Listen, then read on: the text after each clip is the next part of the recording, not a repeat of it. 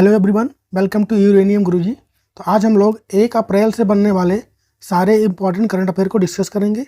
अगर आपको इसका पीडीएफ चाहिए तो यहाँ लिखिए व्हाट्सअप नंबर पे आप व्हाट्सअप कर सकते हैं या फिर टेलीग्राम ग्रुप का लिंक दे रखा है आपको, उसको भी ज्वाइन कर सकते हैं। चलिए स्टार्ट करते हैं आज की डेली करंट अफेयर का सेशन। हाल ही में यूरोपियन अंतरिक्ष एजेंसी ने गैया दूरबीन की मदद से कौन से 2 प्राचीन स्टार स्ट्रीम खोजे हैं? तो एक का नाम शिव है, दूसरे का नाम शक्ति है। 2 खोजे गए, आंसर हो जाएगा डी। इनके निर्माण की अगर बात करेंगे तो सूर्य से 12-13 अरब साल पहले इनका निर्माण हुआ था। ऐसा बताया जा रहा है कि इनका जो द्रव्यमान है वो 10 मिलियन टाइम बड़ा है। किससे? सन से। द्रव्यमान यानी मास को कहते हैं। और भारत का जो चंद्रयान मिशन था जो हमने भेजा, वो जिस पॉइंट पे उतरा था उसका नाम भी हम लोगों ने क्या रखा था? शिव शक्ति। इसको भी ध्यान रखें आप लोग। कुछ और बातें जानते हैं, जैसे यूएसए की स्पेस एजेंसी का नाम क्या है? तो नासा है। स्पेस एजेंसी अगर बात करेंगे जापान की तो उसका नाम है जाक्सा। और रसिया की अगर स्पेस एजेंसी की बात करेंगे तो रॉसकॉस्मोस उसका नाम है। इतनी बातें यहाँ से ध्यान रखें। बढ़ते हैं आगे। हाल ही में ऑनलाइन लर्निंग प्लेटफॉर्म शिक्षा सुधार कहाँ पर लॉन्च किया गया है? तो लॉन्च हुआ है गुजरात में। अगर गुजरात में पूछे कहाँ पर, तो गुजरात के सूरत में। इसका उद्देश्य क्या है? तो कम पैसे में लोगों को बेहतर शिक्षा देना इसका उद्देश्य है। गुजरात की बात आई है तो मुख्यमंत्री वहाँ के कौन है? भूपेंद्र भाई पटेल हैं। गवर्नर कौन हैं? तो आचार्य देवव्रत हैं। हाल ही में अपना काम खत्म करके वापस लौटे POEM 3rd मिशन का संबंध किससे है? तो इसका संबंध है इसरो से। ये इसरो का मिशन है। अभी हाल ही में कुछ दिन पहले इसरो ने अपने रॉकेट PSLV C-58 से 2 मिशन लॉन्च किए थे।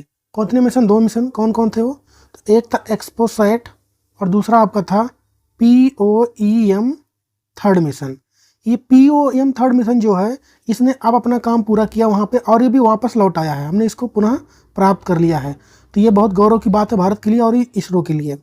POEM 3 की बात करेंगे तो इसका फुल फॉर्म क्या है? तो PSLV ऑर्बिटल एक्सपेरिमेंट मॉड्यूल इसका फुल फॉर्म हो जाएगा। यहाँ पर PSLV बार बार आया है तो इसका फुल फॉर्म क्या हो जाएगा? तो पोलर सैटेलाइट लॉन्च व्हीकल, ये इसका फुल फॉर्म हो जाएगा। बात करेंगे अगर इसरो की तो इसका फुल फॉर्म क्या हो जाएगा? तो Indian Space Research Organisation. Formation इसका कब हुआ? 1969 में। हेडक्वार्टर मिलेगा आपको कर्नाटका के बेंगलुरु में। वर्तमान में इसके चेयरमैन कौन है? यस सोमनाथ। और इसका मोटो क्या है? तो space technology in service of human kind. अब हम लोग जानेंगे कुछ और अभी हाल फिलहाल में रॉकेट जिससे इसरो ने कुछ मिशन लॉन्च किए। Rocket launch by ISRO. हमने GSLV F-12 NBS से NBS-01 सैटेलाइट लॉन्च किया और SSLV D2 से EOS-07, जेनोस-01 और आज़ादी सैट-2 रॉकेट हमने लॉन्च किया। भारत का यह सबसे छोटा रॉकेट था। PSLV C-54 से क्या लॉन्च किया? तो INS-2B सैटेलाइट को लॉन्च किया। ये भूटान का था। PSLV C-55 से क्या लॉन्च किया? तो टेलोस-2, ये सिंगापुर का सैटेलाइट था। PSLV C-56 की बात करेंगे तो इससे हमने DSSAR सैटेलाइट को लॉन्च किया। ये भी कहाँ का था? सिंगापुर का। अब PSLV C-57 से आदित्य L1 मिशन, जो कि भारत का पहला सौर्य मिशन था, इसको भी ध्यान रखें। PSLV C-58 से हमने, जो कि ऊपर पढ़ के आ रहे हैं अभी, एक्सपोसैट और पोलिक्स और एक्सपेक्ट मिशन लॉन्च किया। GSLV F-14 से INS सैट और 3DS सैटेलाइट को लॉन्च किया। इस बातों को ध्यान रखें।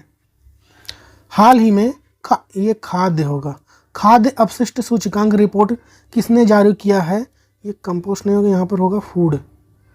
किसने जारी किया है? तो इसको जारी किया है UNEP ने। UNEP यानी यूनाइटेड नेशन एनवायरमेंट प्रोग्राम, ये इसका फुल फॉर्म हो जाएगा। इस बार इसका ये 3रा एडिशन था। हाल ही में मोदिन पोया उत्सव कहाँ पर मनाया गया? तो ये मनाया गया श्रीलंका में। यह बौद्ध धर्म से संबंधित है। हाल ही में किस पहल के तहत एरोस्पेस सर्विसेज इंडिया को गुरुग्राम में स्थापित किया गया है?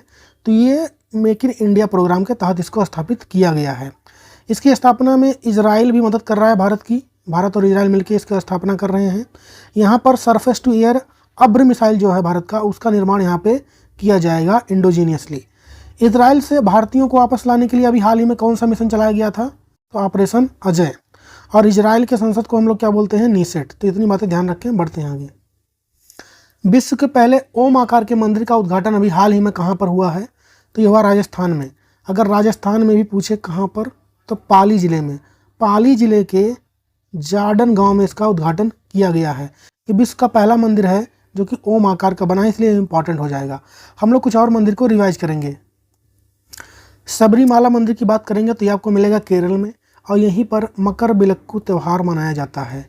खजुराहो मंदिर आपको मिलेगा मध्य प्रदेश में। हलेश्वर मंदिर कहाँ मिलेगा? कर्नाटका में, और हाल ही में भारत का यह 42 नंबर का यूनेस्को हेरिटेज बना था। दिलवाड़ा जैन मंदिर कहाँ मिलेगा? माउंट आबू राजस्थान में। कामाख्या माता मंदिर कहाँ पर है? असम में। और यहीं पर क्या होता है तो अम्बुबाची का मेला यहीं पर लगता है। विश्वरूपम ये राजस्थान में है, नाथद्वारा में। ये शिव भगवान की मूर्ति है। बृहदेश्वर मंदिर कहाँ पे है? तमिलनाडु का तंजावुर में है। रामप्पा मंदिर कहाँ पर है? तेलंगाना में। अंकोर वाट का मंदिर है, अभी हाल ही में 8वां अजूबा बना था, कंबोडिया में स्थित है। ये यही बात इंग्लिश में यहाँ पे लिखा हुआ है। हम लोग राम मंदिर के बारे में कुछ जानते हैं। जब भी राम मंदिर बना है अयोध्या में, उसके वास्तुकार कौन है? तो वो है चंद्रकांत सोमपुरा। कौन है? चंद्रकांत सोमपुरा। मूर्तिकार अगर उसके पूछे कौन है तो अरुण योगी राज हैं। अरुण योगी राज हैं, इसको भी ध्यान रखना है आपको। और किस शैली में वो बना है तो नागर शैली में, इसको भी ध्यान रखें। और छठवें रैपिड फिडे शतरंज टूर्नामेंट की मेजबानी कौन करेगा तो ये करेगा IIT मद्रास। हाल ही में राजस्थान का स्थापना दिवस कब मनाया गया? 30 मार्च को यह मनाया गया। हाल ही में म्यांमार के नए राजदूत कौन बने हैं तो ये बने हैं अभय ठाकुर। और हाल ही में आए रिपोर्ट के अनुसार एशिया में सबसे ज़्यादा बिलियनियर किस शहर में है? इसका जवाब छापेंगे आप लोग कमेंट में। ये मैंने बहुत दिनों के बाद फुल वीडियो बनाया करंट अफेयर का, तो आप लोग इसको देखें और बताएं मुझे कैसा लगा। धीरे धीरे मैं इसमें और कंटेंट ऐड करूँगा। वीडियो अच्छा लगा है तो लाइक करें, दोस्तों के साथ शेयर करें। मिलेंगे अगले वीडियो में, तब तक के लिए जय हिंद।